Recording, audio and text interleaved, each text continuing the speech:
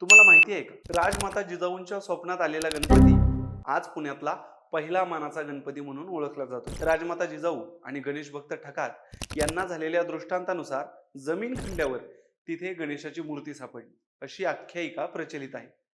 यानंतर राजमाता जिजाऊंनी कसबा गणपतीची प्राणप्रतिष्ठा करत देऊळ बांधलं. 1640 ते 1642 या कालावधीत पुण्याच्या जमिनीवर सोन्याचा नांगर फिरवला आणि सोन्याचा अंकुर पेरला आणि त्याचा साक्षीदार कसबा गणपती बनला. याच मंदिर परिसरात छत्रपती शिवाजी महाराजांचे बालपण गेले. असे म्हणतात, छत्रपती शिवाजी महाराज आपल्या प्रत्येक स्वारीपूर्वी कसबा गणपतीचे दर्शन घेत असत. म्हणून या गणपतीला जयती गणपती देखील म्हटलं जातं. पुण्याचा ग्रामदैवत म्हणून ओळखला जाणारा हा गणपती एका दगडी गाभाऱ्यात असून तांदळा स्वरूपात आहे.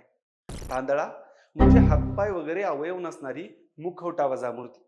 हा गणपती एका दगडी गाभाऱ्यात असून गणपतीच्या या मूर्तीच्या डोळ्यात हिरे आणि नाभीस्थानी माणिक बसवलेले आहेत. आजही पुण्यात घरात होणाऱ्या मंगल कार्याची पहिली अर्पण पत्रिका या गणपतीपुढे ठेवण्यात येते आणि लग्न कार्य पार पडल्यावर वधूवरांना लगेचच या गणपतीच्या दर्शनाला आणतात. तुम्ही पुण्यात आल्यावर कसबा गणपतीचे दर्शन घेतले आहे का?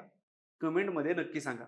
आणि ही माहिती आवडल्यास आपल्या गणेश भक्त मित्राला ही रील नक्की शेअर करा.